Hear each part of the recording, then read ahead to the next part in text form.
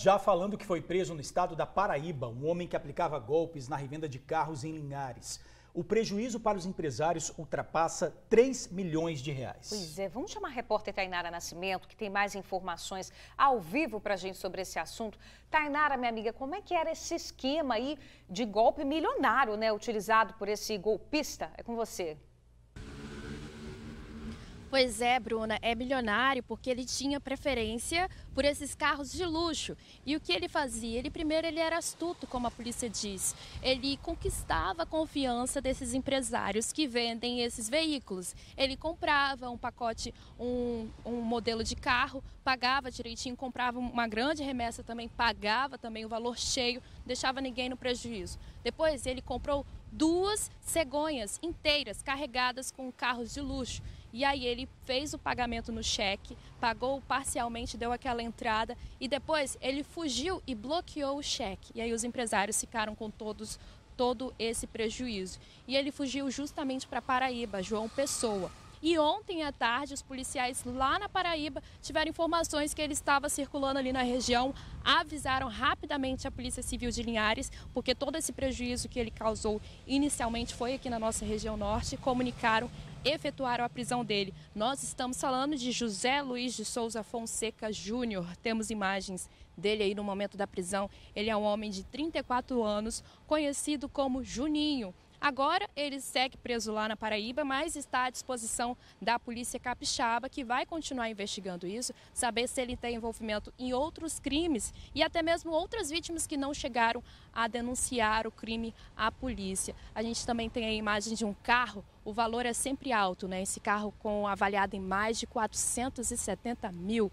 Né, um golpista, né, que sempre agindo aí dessa forma que a gente sempre traz aqui nos nossos jornais. Primeiro não chega a aparecer, paga direitinho, conquista a confiança de um trabalhador, depois vai embora e deixa todo esse prejuízo. Bruna e George. Pois é, imagina o desespero, né, de quem foi vítima aí desse golpe realmente, mas tá aí, foi preso, foi capturado, trabalho importante da polícia, agora está atrás das grades. Tainara, obrigada pelas informações, daqui a pouquinho você está de volta aqui no TN1 com a gente. Valeu, minha amiga. Gente, vamos mudar aqui, vamos chegar para cá, porque é o seguinte, uma família passou por momentos de terror em Cariacica. Já vamos conversar ao vivo com a repórter Suzy Faria, porque é o seguinte, né, Suzy, o carro deles foi interceptado por criminosos e aí depois disso, o que aconteceu? É com você. Depois disso, Bruna, essa família viveu o momento mais terrível da vida deles. Já imaginou? 5 homens partem para cima de você. Não querem esperar de modo nenhum que você retire de dentro do carro os filhos que estão lá na cadeirinha, uma criança de 11 meses, o outro menino de 8 anos. E você tem que ficar argumentando com bandidos jovens e armados para poder salvar a sua família, inclusive o tio de 61 anos. Eles passaram muito medo, muito terror. E eu fui lá na casa, conversei com a mulher do motorista que estava e que rapidamente conseguiu tirar a criança, né, a filhinha de 11 meses de dentro do carro, e ela relatou para a gente os momentos de terror que viveu. Vamos acompanhar.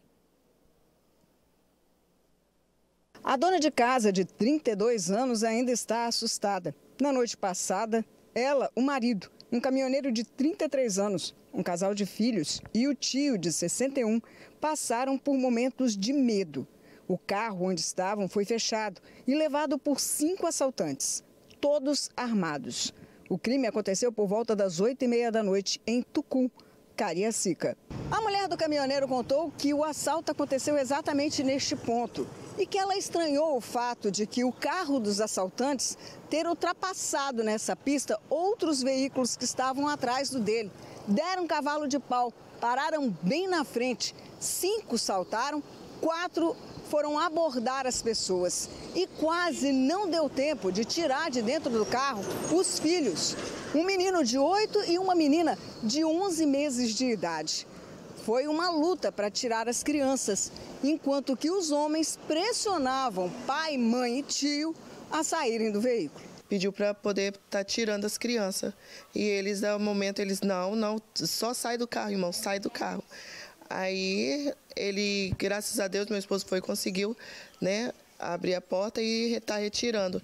E é o meu filho mais velho. E eu peguei a bebezinha, né? Se ela tivesse presa no bebê conforto, eu acho que não teria conseguido tirar ela. Além do carro, os documentos pessoais, os celulares e até a bagagem do tio foram levados. Perdemos tudo dentro do carro foi. Documentos, celulares, tudo. Carteira do meu esposo, tudo. A menina de 11 meses brinca tranquila enquanto o irmão mais velho só conseguiu dormir de madrugada. O carro, um Corsa sedã branco, ainda não foi localizado. O assalto aconteceu na ladeira que dá acesso a presídios, como este aqui, um semiaberto, e também ao Hospital Estadual de Atenção e Cuidados, o EAC. Fica a 500 metros do 7º Batalhão. O trânsito aqui é constante, devido a essa estrada, batizada como Alameda Elcio Álvares, ser um atalho para quem quer chegar mais rápido até a segunda ponte. Moradores que não quiseram gravar a entrevista contaram que assaltos nessa região têm sido constantes. Funcionários do presídio, do hospital, são sempre assaltados, seja por pessoas de moto ou de carro. Pois é, como vocês viram aí, esse local que serve como um atalho também é um atalho para assaltantes. E olha, de acordo com quem mora ali, não tem hora para acontecer não, viu? Pode ser de manhã, à tarde, à noite, funcionários que estão indo, estão voltando do trabalho, sempre são vítimas dos ladrões. O carro dessa família ainda não foi localizado. A placa é MQG 7439. É um Corsa sedã branco. Então, se você tiver alguma informação sobre esse veículo, ligue, avisa a polícia no Disque Denúncia 181. Bruna George. Pois é, trauma principalmente aí para essas crianças, para essa família inteira, né? Realmente, quem tiver alguma informação aí que possa ajudar a polícia, 181. Suzy, obrigada pelas informações. Daqui a pouquinho a gente volta a conversar, minha amiga. Valeu. Gente, foi condenado a 79 anos de prisão um homem suspeito de comandar o tráfico de drogas em Vila Velha. Foi o Ministério Público Estadual que conseguiu a condenação. Franklin André de Paula foi preso em 2019 no Paraguai. Era de lá que ele comandava o tráfico de drogas na Ponta da Fruta, em Vila Velha, fornecendo maconha, haxixe e crack também. Ele estaria ligado à facção criminosa PCV, o primeiro comando de Vitória. Franklin foi condenado pela morte de 2 pessoas em 2016. Marcelo Rangel Farias, vulgo Gu, e Marcos Aquino Nunes Júnior. Eles foram assassinados no Morro do Alagoano, em Vitória. O julgamento de Franklin aconteceu ontem. Ele foi condenado a 79 anos, 6 meses e 9 dias de prisão. Ele vai continuar na cadeia. E foi apreendido em Vila Velha o suspeito de matar a esposa, uma cigana de 14 anos, na Bahia. Ele tem a mesma idade da vítima e fugiu com a família após o crime. A Vanusa Santana apurou as informações e traz os detalhes para a gente. Boa tarde, Vanusa. Ei, George, muito boa tarde pessoal de casa. Exatamente, esse adolescente foi apreendido ontem em Vila Velha, ele que veio da cidade de Guaratinga junto com familiares, né? Segundo a polícia baiana, ele é o principal suspeito aí de ter assassinado a mulher dele, uma também adolescente cigana, aí identificada como Yara Santos Alves, de 14 anos. Esse crime aconteceu no dia 6 de julho desse ano. Yara foi morta com um tiro no rosto. Na época ela chegou a ser socorrida, mas não resistiu aos ferimentos e morreu no hospital. Bem, no início a família do rapaz, desse garoto, começou a dizer que ela havia se baleado, havia se ferido aí durante a limpeza de uma arma. Ela estaria limpando uma pistola e então a arma disparou e aí ela acabou sendo atingida por esse tiro que teria sido acidental. Mas ao longo das investigações a polícia descobriu que o tiro teria partido desse garoto, desse marido dela de 14 anos, que logo depois do crime, ele entrou num carro com familiares e veio aqui para o Espírito Santo. Por meio do rastreamento aí do carro, a polícia da Bahia conseguiu saber que eles estavam vindo em direção aqui ao estado. Para poder chegar e não levantar suspeita, eles teriam, inclusive, passado por estradas de pouco movimento, né? Teriam evitado as estradas principais que cruzam aí, né? Que chegam, que ligam o estado daqui do Espírito Santo Santo ao estado da Bahia. Aí, por conta disso, eles passaram por essas estradas alternativas, chegando ao Espírito Santo, mas acabaram sendo descobertos. E olha só o motivo. Segundo os primeiros levantamentos e também informações passadas por familiares da Yara, o crime teria sido de certa forma, uma vingança por parte de familiares do noivo, do garoto de 14 anos. A mãe dele teria uma relação extraconjugal com o tio da Yara. Essa relação já duraria cerca de 6 anos. A partir daí, o pai dele começou a ficar muito chateado com essa situação e então ele passou a determinar que o filho dele executasse a garota, né, a cigana de 14 anos, com quem ele vivia há cerca de 2 meses. Então, essa é a linha que a polícia agora adotou, de que ela foi vítima de um feminicídio. Bruna e George. Pois é, Vanusa, história impressionante, hein? Agora, tem uma outra história aqui de um pessoal, inicialmente, que chegou numa propriedade rural, dizendo que eles estavam desempregados. Mas, na verdade, era uma cilada, né, minha amiga?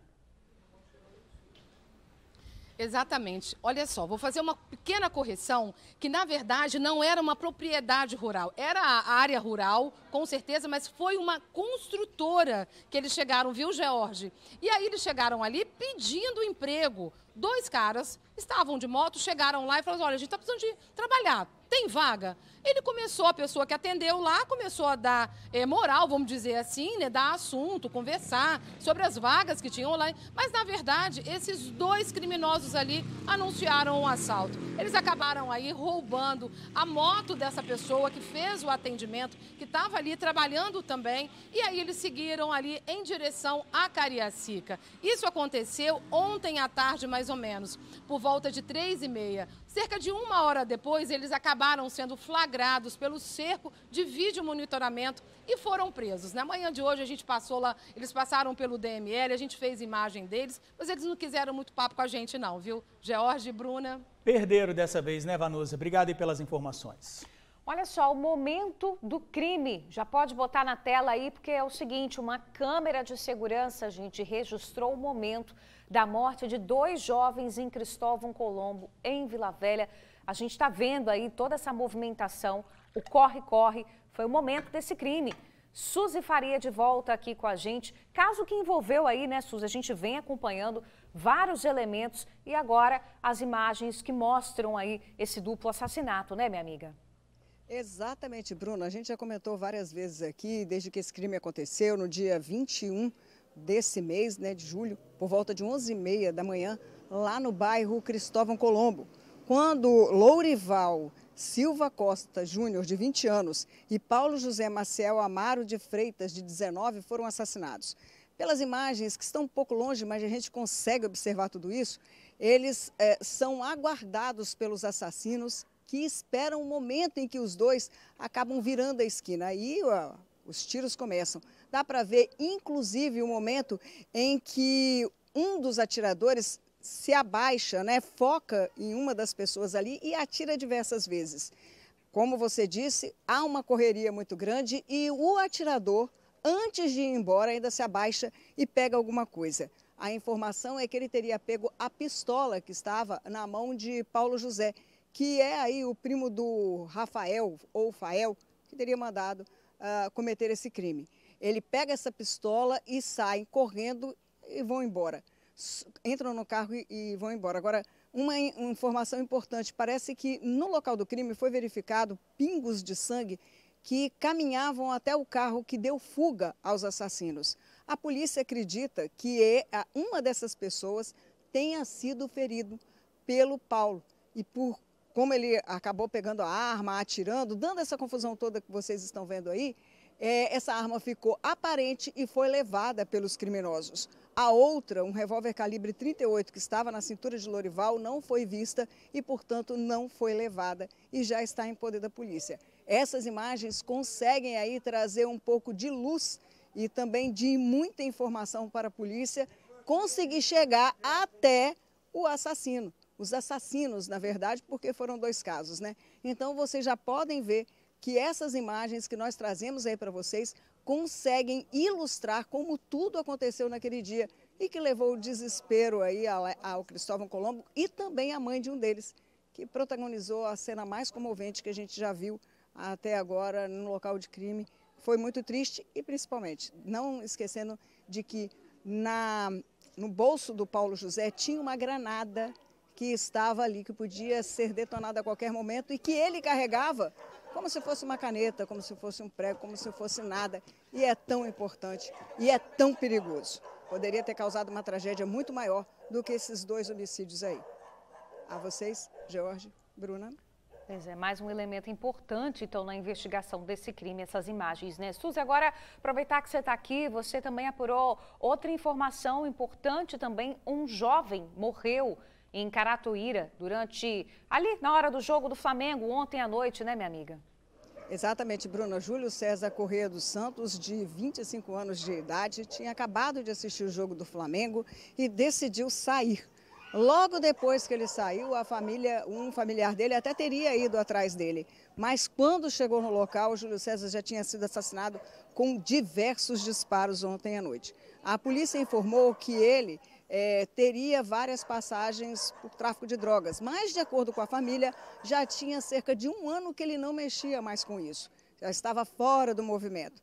Agora é a investigação que vai partir aí pelo lado da Delegacia de Homicídios e Proteção à Pessoa de Vitória para saber qual teria sido o motivo que levou à morte de Júlio César.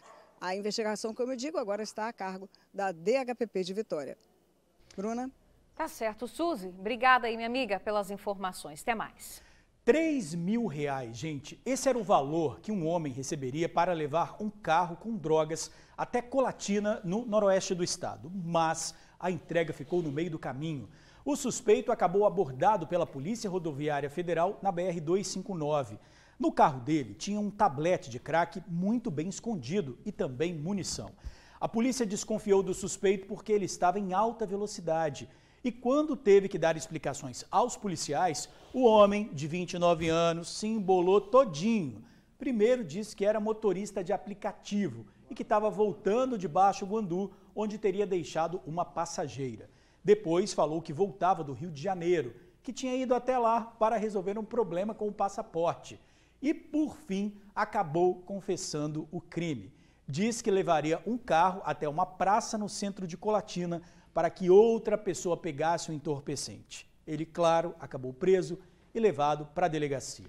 Agora, 12h17, já vou chegando aqui perto de George para a gente bater um papo sobre um assunto muito sério, tá? Esses assaltos que a gente vai falar agora tinham dia e hora marcados. Os alvos da quadrilha eram passageiros do Transcol. Você vê, gente que estava indo estudar, gente que estava indo trabalhar, até a rota, gente, esses bandidos escolhiam antes de agir. Pois é, Bruna, esses criminosos eram violentos e agiam com mais frequência na Serra.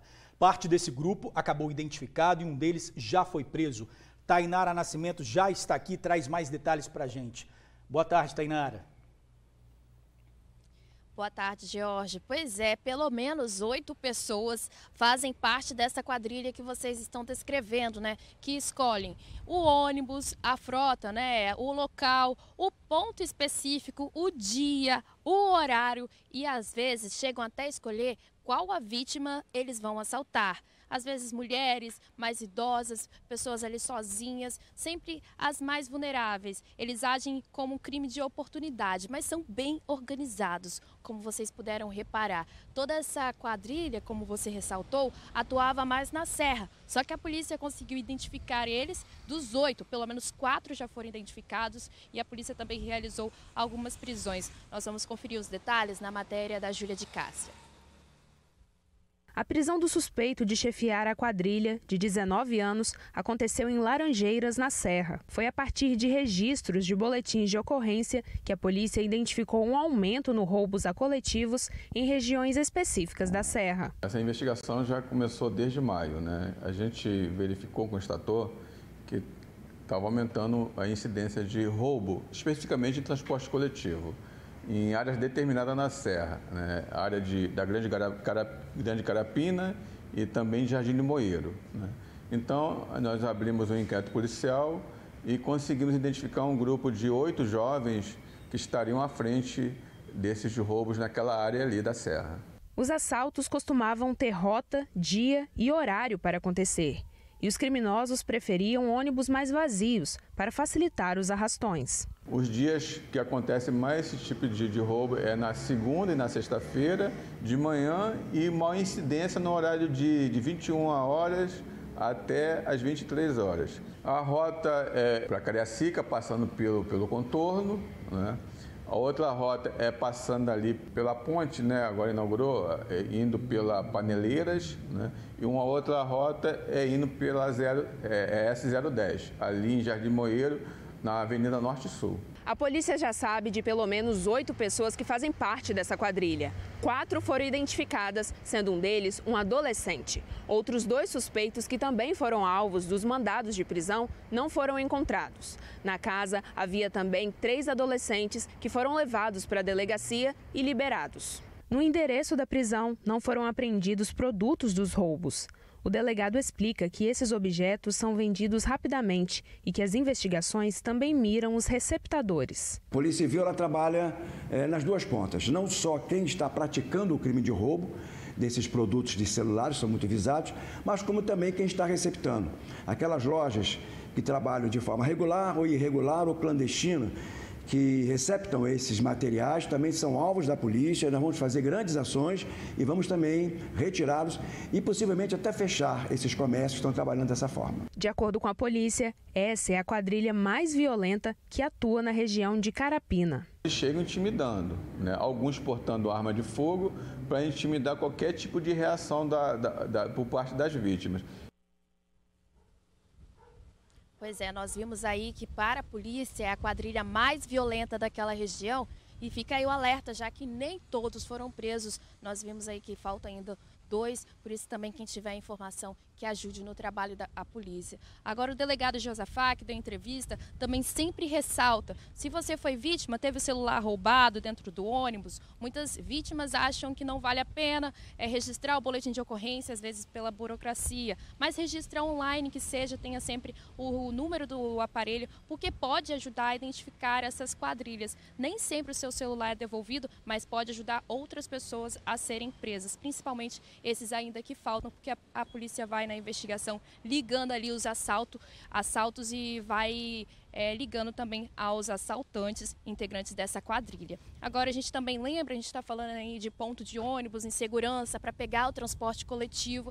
A gente lembra do caso que a gente trouxe aqui ontem, de uma mulher que na segunda-feira estava exatamente no ponto de ônibus, também esperando o transporte coletivo, quando foi rendida ali por 3 criminosos. Ou a rendeu com uma faca, o outro era o motorista e o outro a puxou pelo braço e aconteceu tudo aquilo que a gente acompanhou. Ela foi estuprada, né, molestada dentro do carro, agredida violentamente e ainda abandonada em um valão em Vila Velha. Uma insegurança total para quem está voltando do trabalho, estudando, como você, Bruna, ressaltou, e não tem essa segurança se vai chegar em casa bem ou com o seu bem, né, como o celular, que é frequentemente alvo desses criminosos. No caso da mulher, a gente lembra que o celular também foi levado. Bruna e Jorge. Agora, Tainara, você tem alguma informação sobre imagens, né? Se a polícia já teve acesso a algumas imagens, porque ali, como a gente vem falando desde ontem, tem muitas câmeras na região. Exato, Jorge. A gente procurou a polícia, mas também nós fomos atrás dos prédios. Os prédios ali no entorno falaram que tem imagens sim, e as imagens estão à disposição da polícia, mas eles não informaram se a polícia fez esse contato. A gente questionou a polícia se eles o andamento do processo, mas eles resumiram em dizer que o caso segue em investigação, mais informações não serão passadas no momento, apenas pedem para quem tiver informação, aquilo que a gente sempre traz aqui, ajudar denunciando, mas não falaram se já solicitaram, se já estão com essas imagens, se já tem as identificações, né, desses criminosos, já que a mulher não sabe dizer como que é o rosto deles. Apenas essas imagens seriam cruciais para saber a rota e usar o cerco, mas isso a gente não sabe se a polícia já está com isso em mãos, Jorge. A gente disse, Tainara, que ela estava sozinha ali no ponto de ônibus quando ela foi rendida por esses bandidos, esses criminosos. Mas você mesmo lembrou que ali na frente tem a Praça do Papa e que algumas pessoas poderiam ter visto, né? Verdade. Ou se alguém poderia ter visto. Alguém acionou o 181 ou procurou a polícia? Você tem essa informação? Exato, Georgia, a gente comentou isso sim, porque ela falou que era por volta das 8 horas de segunda-feira. A gente lembra que estava chovendo, então ponto ali aquela região já estava meio deserta por conta do horário e por conta da chuva. Mas ali na Praça do Papa tem até um estande, algumas pessoas ficam passando no entorno e podem de fato ter flagrado alguma coisa. Mas até a terça-feira à noite, ninguém tinha comunicado à polícia. E depois que a matéria foi exposta, que as pessoas tiveram ciência do que de fato aconteceu, a gente não sabe se aí depois eles denunciaram via 181 ou até mesmo pelo 190. Agora, eu mesma fui na região lá ontem, à tarde, retornei ao local, conversei com algumas mulheres que estão fazendo uso do transporte coletivo e elas falaram o seguinte: mudaram a rota, estão pedindo os patrões para saírem mais cedo, andando juntas, fazendo grupo de WhatsApp para andarem com as amigas ou até mesmo pegarem carona. Elas estão com medo mesmo, por conta daquele ponto que aconteceu tudo com essa mulher, a vítima do estupro. E também a gente lembra que às vezes um carro para e esses criminosos agem sem levantar suspeita. Então, porventura, se alguém passou do outro lado da rua, lá na Praça do Papa, que apesar de ser próximo, não dá para ficar reparando muito o que acontece do outro lado, às vezes alguém nem percebe. Então, com a divulgação, como nós estamos fazendo agora, se alguém reparou um carro preto suspeito, que de fato, porventura lembra a placa, ajude a polícia, que pode ser o carro envolvido nesse crime. Até porque não é difícil identificar uma pessoa que está sendo abordada e levada para dentro de um veículo, arrastada, né? Há uma resistência ali. Com certeza é preciso ter essa ligação e a gente pede para quem viu, por favor, acione a polícia. Isso aí. Tainara, obrigada pelas informações, atualizações, minha amiga. Valeu, até mais. Olha, gente, uma TikToker gravou o momento certinho. Olha aí. Olha só o desespero. É o momento em que uma panela de pressão estava ali no fogão, fogo ligado. Essa panela de pressão explodiu na cozinha da casa dela. Vamos acompanhar o vídeo que ela fez, mas só pelas imagens a gente observa que foi um desespero, porque tinham 3 pessoas ali muito próximas ao fogão, muito próximas de onde essa explosão aconteceu. E chama atenção também, né, Bruno, o fato dela estar filmando o tempo inteiro e não ter tomado uma medida de prevenção. É isso aí. Esse jovem, ele tentou ali desentupir a válvula com uma vassoura e ela estava filmando. Vamos ver o vídeo completo, como você falou. Roda aí. Estava tudo bem até que a panela começou a inchar. Ô pai, ela tá inchada a panela. E ela não tá pegando pressão e ela tá muito inchada. Olha o tamanho dela. Tá vendo que ela tá meio oval?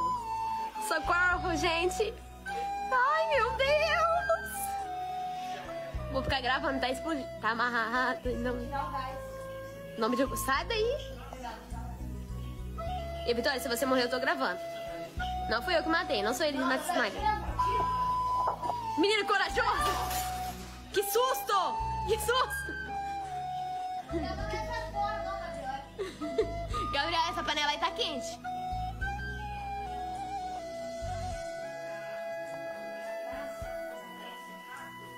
Ai, Deus!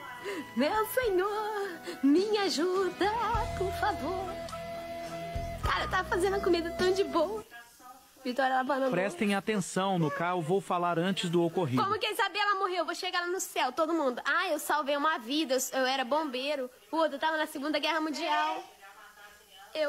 Panela de pressão, Meu Deus do céu! Meu Deus do céu! Essa bebida estourou no lugar. Queimou meu pé. O fogão afundou. Panela de pressão. Olha o estrago que causou na cozinha. Afundou o fogão. Eu tinha falado, na verdade, o fogo estava desligado, né? Tá vendo? Não tinha chama no fogo no momento da explosão. Eu não sei, até porque também a irmã dela chegou ali perto, né? E é meio difícil a gente identificar, a gente tem que ver isso direitinho. Agora, chama a atenção, Bruna, o fato de não ter tomado uma medida antes, porque a gente sabe também que muita gente acaba fazendo esse tipo de filmagem para chamar a atenção nas redes sociais. Pois é. E esse caso aí poderia ter terminado numa tragédia, claro, porque tinha feijão ali por todo lado. Mas a gente já mostrou aqui panelas de pressão estourando e causando estragos muito maiores. Muito maior. A menina estava muito próxima. Foi realmente uma diferença ali de segundos. Se ela tivesse na frente do fogão, como ela estava há 2 segundos anteriormente, poderia ter realmente matado essa menina, né? Eu não sei também se isso foi feito para criar cliques ou para gerar visualizações. Por quê? Porque pode ter sido colocado pouco feijão para cozinhar, né? Pode ter sido colocado. Então, na hora do momento dessa explosão, né, esses resquícios aí foram poucos, mas a própria tampa atingindo numa velocidade dessa, né, faz um estrago, gente. Faz um estrago danado. E a gente tem que tomar muito cuidado na hora de manusear, né, a panela de pressão, gente. Até quem está já acostumado, quem tem um hábito, porque pode ser muito perigoso. Tem vários fatores ali na panela que você tem que observar, tem que ter esse cuidado diariamente, né? A válvula, a borracha, a quantidade de comida que você vai colocar dentro da panela, o tempo que essa panela vai ficar no fogo. Você tem que observar tudo isso. Nossa, olha só o estrago que fez. A gente tem dicas, né? A Tenente Andressa, do Corpo de Bombeiros, avaliou essa situação e deu dicas, mais uma vez, para o uso, gente, e os cuidados quando a gente vai usar a panela de pressão. Vamos ver. Não faça isso. A sua panela de pressão pode explodir. E a válvula de controle da panela não balançar e nem soltar vapor pelos buraquinhos, atenção, significa que há um entupimento e você precisa desligar o fogão rapidamente para evitar que a pressão se acumule. Senão a panela pode explodir. Panela de pressão. Vem comigo que eu vou te mostrar 3 dicas para evitar acidentes com panela de pressão. Primeira dica, cheque borracha de vedação, válvula de controle e pino de segurança. A borracha de vedação não pode estar frouxa ou ressecada. O pino de segurança deve estar abaixado e a válvula de controle não pode estar entupida por alimentos. Segunda dica, deixe 1/3 da panela livre. Geralmente elas possuem a indicação do nível máximo de água e de alimentos. Caso contrário, o vapor e os alimentos podem sair pela válvula de controle e entupi-la. Terceira dica, ao final do cozimento, desligue o fogo e deixe que a pressão saia naturalmente. Algumas pessoas costumam colocar alguns objetos para levantar a válvula de controle ou ainda colocar a panela da água. Isso não é recomendado e pode causar acidentes domésticos. Panela de pressão. Precisa apurar direitinho, né, qual foi o motivo disso, eles realmente estavam cozinhando feijão para o alimento, mas esses vídeos que as pessoas criam na internet para gerar engajamento, né, ou as próprias fotos de selfie que tiram em lugares e muita gente morrendo por causa disso. É isso aí. E se repete essa situação, gente, muito importante prestar atenção. E foi que antes eles colocam uma colher ali, muita gente tem esse hábito de colocar algum objeto para levantar a válvula. A capitão falou que não é recomendado e não é mesmo, né, gente? Muito arriscado. É o seguinte, vamos mudar um pouquinho de assunto, porque é o seguinte, uma motorista embriagada pegou o carro e bateu no muro de uma residência. Esse caso aconteceu ontem à noite em Jardim Tropical, na Serra. A gente está vendo as imagens aqui que foram feitas logo após esse acidente. Vamos conversar ao vivo com a repórter Vanusa Santana, que bateu um papo com essa motorista inconsequente hoje cedo. E Vanusa, ela estava bem nervosinha hoje cedo lá no DML, né, minha amiga? É com você. Nervosinha e bastante debochada, viu? Durante as nossas investidas ali, as tentativas de fazer uma entrevista com ela, para que desse voz a ela, ela ficou bastante nervosa, chegou inclusive a fazer uma afirmação que surpreendeu a todos os jornalistas de que pena que ela não havia matado ou atingido alguém depois de ter perdido o controle da direção nessa principal avenida do bairro Jardim Tropical, na Serra. Esse acidente, como vocês disseram, aconteceu ontem à noite. Essa mulher, segundo testemunhas, estava em um bar.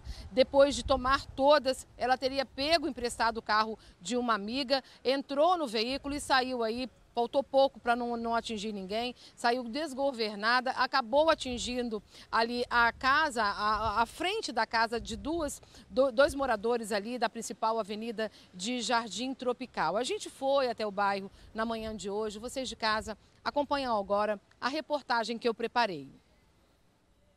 O carro branco vira a curva e entra na avenida em alta velocidade. O veículo anda em zigue-zague na pista. De repente, ele vai para a direita, invade a calçada e bate contra o muro de 2 casas. O acidente aconteceu na noite dessa quarta-feira, na principal avenida de Jardim Tropical, na Serra. Dentro do veículo estava somente a motorista, que, segundo a polícia, estava embriagada. Dona Ruth estava no quintal de casa quando viu o carro invadir parte do quintal dela. Estava sentada, aí levei um susto, comecei a tremer, quase desmaiei e fiquei parada gritando socorro, socorro, socorro, porque queria pegar fogo no fio ali para poder pegar na minha casa aí, que é a minha casa é de Tauba. O muro de uma casa e a estrutura de entrada da outra foram destruídos. Os portões também foram arrancados. Por sorte, ninguém passava na calçada na hora. E a minha mãe sempre fica aqui fora, meu enteado, meu sobrinho joga bola aqui fora.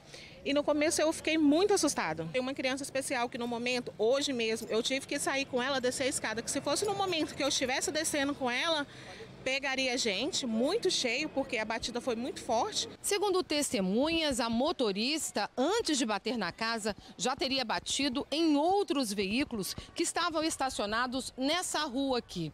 Ainda de acordo com testemunhas, ela bebia nesse bar, localizado aqui ao longo da avenida. Por volta das 8 horas da noite, ela teria saído do local com sinais claros de embriaguez. Ela veio cambaleando aqui, andando, entrou no carro que estava estacionado justamente aqui, ó, em frente a essa barbearia. Dali, ela saiu em disparada, virou a curva em alta velocidade e seguiu em frente. Logo lá na frente, acabou batendo no muro da residência. Elimara Paula da Silva, de 25 anos, acabou presa depois de passar pelo teste do bafômetro, que deu positivo para a embriaguez. Ela teria pego o carro de uma amiga. Nossa, eu levei um susto, né? Eu tava na igreja, na verdade. Aí elas passaram lá na igreja e falaram: Beth, houve um acidente lá na sua casa agora. Não, eu falei: o que aconteceu, gente? Aí eles falaram: não, a menina veio lá e bateu com o carro de bolsa varanda, que negócio todo. Eu falei: meu Deus. Aí eu pensei logo nas pessoas que ficam aqui, né? Em depoimento à polícia, a motorista disse que teria misturado remédios controlados com álcool. No departamento médico legal, na manhã de hoje, ela mostrou indiferença sobre o risco que ofereceu ao dirigir embriagada. Quando perguntada que poderia ter causado a morte de alguém, olha só o que ela respondeu. A versão da polícia é uma, a minha versão é outra. Quem sabe o que aconteceu era eu que estava lá. Você estava lá? Então você não precisa. Você não precisa saber. E nisso a gente ficou desprotegida, né? Porque exatamente a gente teve que improvisar ontem à noite. Para subir a gente tinha um risco de ter um corte, né? Um risco de ter um corte realmente, porque ficou exposto vergalhão, pedra e o medo do telhado cair em cima da gente, porque estava muito entulho, né? Então ontem à noite a gente teve que subir com bastante cuidado. Realmente é inseguro, porque nós temos criança na parte de cima, né? Onde eu moro, são 3 crianças. Contamos assim com a improvisão, né? Improvisamos mesmo. Realmente colocamos um tatume, né? Um pedaço de madeira para ver se sentia mais um pouquinho protegida, né? Pois é, né? Prejuízo para esses moradores agora que não sabem como vão fazer aí para poder consertar o estrago que essa motorista inconsequente de 25 anos provocou ontem à noite. Um detalhe aí que faltou é que ela estava sem habilitação, ela não possui habilitação. Por esse motivo, ela foi autuada, né, por dirigir embriagada e também sem autorização para estar ali dirigindo. Na manhã de hoje, ela foi encaminhada ao centro de triagem de Viana. Bruna e George. Toda errada e se achando na razão ainda de fazer ironia, piada com um assunto tão sério. Mas está aí, né? Vai ficar presa agora. Vamos seguir acompanhando também quem é que vai arcar com o prejuízo desses moradores, né? Ô, Vanusa, obrigada aí pelas informações, minha amiga. Até mais. Gente, mudar um pouquinho de assunto, porque a boiada tomou conta das ruas em Linhares, no norte do estado. Bota na tela para a gente ver as imagens. São 55 bois e vacas que foram flagrados dando uma caminhadinha bem tranquila ali na cidade, de boa. A cena foi flagrada no bairro Três Barras, mas esse passeio aí que a gente está vendo vai sair muito caro para o proprietário dos animais. Sabe por quê? Ele foi multado e vai ter que desembolsar mais de R$17 mil. Os animais foram apreendidos e levados para um sítio no interior do município, onde vão receber cuidados de um veterinário. Agora a gente fala de dia de despedida na Catedral de Vitória. O corpo de Dom Geraldo está sendo velado desde o começo da manhã e as homenagens devem durar o dia todo. Muitos fiéis acordaram cedo para dar o último adeus a Dom Geraldo, que morreu aos 81 anos de idade. Natural de Fundão, o arcebispo estava num retiro para padres em Altamira, no Pará, quando sofreu uma queda, mas teve complicações e não resistiu. Dom Geraldo foi presidente da Confederação Nacional dos Bispos do Brasil. A última homenagem ao religioso acontece às 18h na Catedral. Depois, o corpo segue para a Diocese de Colatina, onde será velado até amanhã ao meio-dia. O enterro de Dom Geraldo acontece no sábado em Mariana. E agora a Bruna Maria tem um recado pra gente. Pode aumentar a garagem que nesta semana tem carro e moto no 4º prêmio do Capixaba Cap. É isso mesmo, domingo no Capixaba Cap tem 5 mil no primeiro prêmio, 6 mil no segundo prêmio, 7 mil no terceiro prêmio e um Creta automático, mais uma CB300 no 4º prêmio. E ainda tem 10 prêmios de R$1.000 no Giro da Sorte. Aponte o seu celular para esse QR Code aqui. Compre agora ou compre num ponto de revendas aí, pertinho de você. Lembre sempre de informar seu CPF e telefone quando for comprar seu título. É uma forma do Capixaba Cap te identificar mais rápido. Então presta atenção, tem um Creta e uma CB300 no 4º prêmio do Capixaba Cap. Não perca tempo e garanta já o seu Capixaba Cap. Ao adquirir esse título, você pode contribuir com a Vitória Down. Capixaba Cap, custa pouco sonhar. O presidente Geraldo Alckmin está no estado. Ele assina a autorização para que seja criada uma zona de processamento de exportação, que é uma área livre de comércio em Aracruz. É um investimento importante para a economia aqui do estado, já que as empresas que se instalam nessas áreas têm acesso a taxas de exportação e impostos específicos também. Nossa repórter Manuela Machado está acompanhando a visita do vice-presidente e tem mais detalhes ao vivo para a gente. Boa tarde para você, Manu. Boa tarde, Bruna, George, boa tarde a todos. Sim, o vice-presidente Geraldo Alckmin chegou aqui no Espírito Santo por volta de 8 da manhã para cumprir duas agendas. Primeiro, ele foi tomar um café da manhã com o governador Renato Casagrande no Palácio Anchieta e com algumas autoridades aqui capixabas. Depois ele veio para o Porto de Vitória, hoje administrado pela Vportes. E aqui eles até consideraram de histórico, não só para o Espírito Santo e Minas Gerais, mas também para o país. Por quê? Foi aqui o primeiro carregamento que está sendo feito de litro de lítio verde no país. É o primeiro carregamento de lítio verde do país. O que é o lítio verde? É um material usado concentrado usado principalmente em baterias de celulares e também baterias de veículos elétricos. E muito importante que eles citaram aqui, a sustentabilidade. Esse lítio verde é fabricado por uma empresa brasileira, localizada no Vale do Jequitinhonha, norte de Minas Gerais. Por isso até que o Romeu Zema, governador de Minas Gerais, também esteve aqui no Porto de Vitória participando desse evento, que é considerado inédito no Brasil, com a presença também do vice-presidente Geraldo Alckmin e de Casagrande, governador do Espírito Santo. E a expectativa aí, além da sustentabilidade, economia, geração de empregos, é que nos próximos anos, vários países recebam esse material, seja comercializado. Somente hoje, será carregado será transportado, enviadas 30 mil toneladas para a China desse material. E além desse evento que ele já participou, o vice-presidente saiu aqui, acompanhado do governador Renato Casagrande, e foi comemorar os 65 anos da Federação das Indústrias do Espírito Santo, a Findes. E nesse evento de comemoração do aniversário da Findes, o governador Renato Casagrande vai assinar a resolução que aprova a criação da Zona de Processamento de Exportações de Aracruz, que é a ZPE, esse polo industrial que vai aí, por exemplo, incentivar, vai ter incentivos fiscais. E a ZPE Capixaba, olha só que importante, será a primeira privada do país, atraindo empresas nacionais e internacionais. Olha que bacana para a economia do Espírito Santo, principalmente do Espírito Santo, do país, mas aqui a economia capixaba. Eu volto aí com vocês, Bruna e George. Com certeza, importantíssimo. Importantes investimentos. Valeu, Manu, obrigado pelas informações. Olha, a gente falou no início do jornal, né, Bruna, de uma curiosidade. Eu também não sabia. Você de casa sabia que Barra do Jucu era de Viana? Novidade, para mim é novidade. Novidade.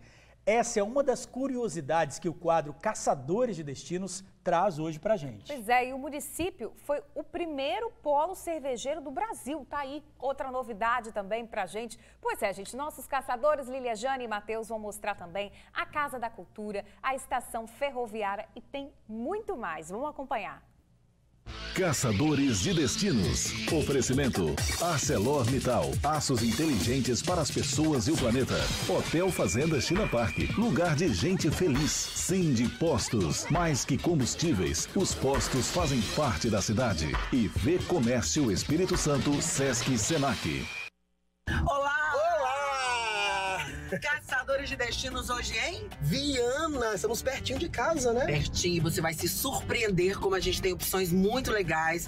Bom, enfim, fica ligado aí que você vai ver que Viana tem muito a oferecer. E hoje nós temos uma convidada, né? Vamos compartilhar com o pessoal. A Arine tá com a gente. Aliás, você nasceu aqui do lado, né? Isso, sou de Cariacica, nascida e criada. Que fica tudo junto, né, Arine? Muito pertinho de Viana, quem é de Cariacica conhece, tem muita coisa boa aqui. Vamos mostrar? Agora.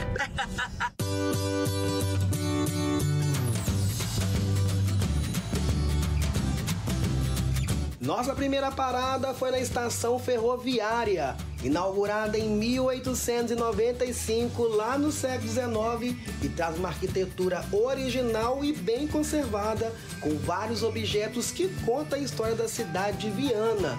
Depois, seguimos pela Casa da Cultura, Galeria de Arte Casarão. Quando a gente passa na 262, todo mundo vê essa igrejinha de longe. Igreja de Nossa Senhora da Conceição. Quem vier aqui para Viana para visitar nossa igreja, vai reparar que nós temos duas torres diferentes. E essa história é a seguinte, a gente não vai nem dizer que sim nem que não, mas muitos historiadores, arquitetos e também a comunidade local, né, a historialidade das pessoas daqui, dizem que uma torre é original e a outra foi reconstruída. O que aconteceu, Lívia? Ela foi inaugurada, essa igreja, em 1817, ou seja, século XIX. Mas ela sofreu, né, um incêndio. Dizem que foi um incêndio, dizem que foi um raio, uma vela, porque o telhado era todo de palha. Então, não tem exatamente uma ideia do que foi que causou. E uma das torres foi destruída. Então, a partir de 1848, isso. Quando Dom Pedro II veio, passou aqui por Viana, entregou um baúzinho cheio de moedinhas para a reconstrução desta igreja, né, e também da torre.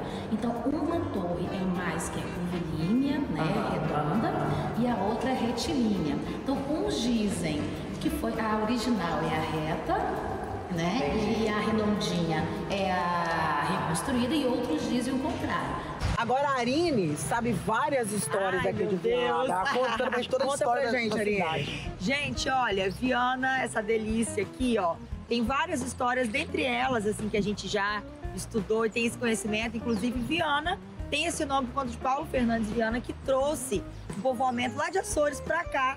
Foi o primeiro povoamento organizado do Espírito Santo. Por isso é tão forte essa questão da cultura portuguesa aqui, né? A gente teve vários períodos aqui com danças folclóricas portuguesas. Tem toda uma história aí dos açorianos, né, que vieram pra cá. Bem forte essa característica. A gente vai descobrir isso aqui. Não, e eu tô chocada em saber que Viana era gigante. Viana tinha mar. Tinha até praia, né? Praia, gente. E falar que não era uma praia qualquer também, não. Barra do Jucu não era de Vila Velha, era de Viana. Eu tô chocado. Está falando sobre curiosidades, a história de Viana, mas a gente vai mostrar tanta coisa bacana pra vocês, que certamente a partir desse conteúdo aqui, vocês não vão mais só passar por Viana pra subir pra região das montanhas, não. Vocês têm que parar por aqui e descobrir, junto com a gente, o que Viana tem pra oferecer. Partiu? Cervejaria. Agora! E agora chegamos na parte boa, não que as outras partes não fossem boas, né? Mas quem gosta de cerveja, aqui tem o primeiro polo cervejeiro do Brasil. Viana saiu na frente. Conhece a Elsie? A Elsie já fui há muito tempo atrás, mas essas coisas é bom sempre conhecer um pouco mais, né? Renovando. E tem novidades, né, Arine? O que tem de novo lá? Ouvimos dizer por aí, né, há boatos de que tem cerveja de frutas vermelhas. Vamos conferir? Vamos agora. A Elsie é a primeira cervejaria artesanal do Espírito Santo, desde 2011. Esse é o 12º aniversário da cervejaria. Saiu na frente a Elsie, né? Sim. Foi uma pioneira aqui no estado.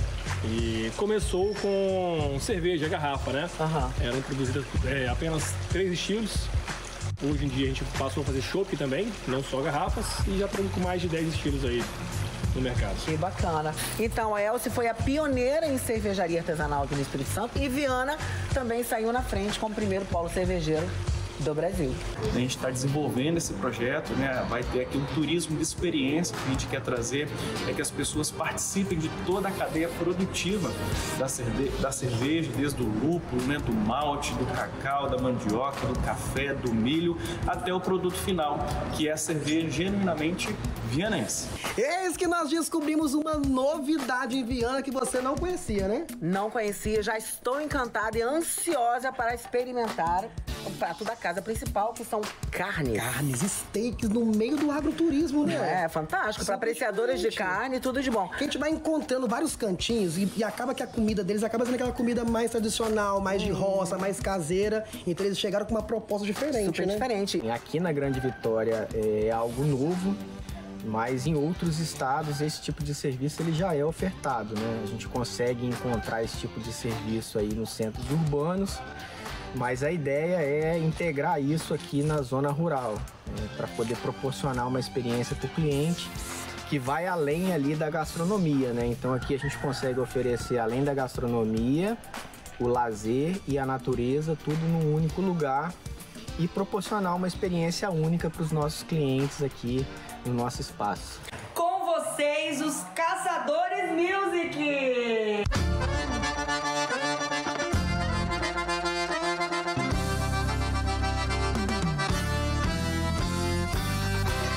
Se ele não quer mais saber de você, sai dessa coração, tente entender, é melhor assim. Se ele não quer mais saber de você, o resto tanto faz. De fato, Viana é um município onde se encontra rotas turísticas, gastronomia de qualidade, povo hospitaleiro e belezas naturais. Não precisa ir muito longe para encontrar uma cachoeira, aliás, muitas cachoeiras. Estamos indo embora, porém, com um gostinho de quero mais.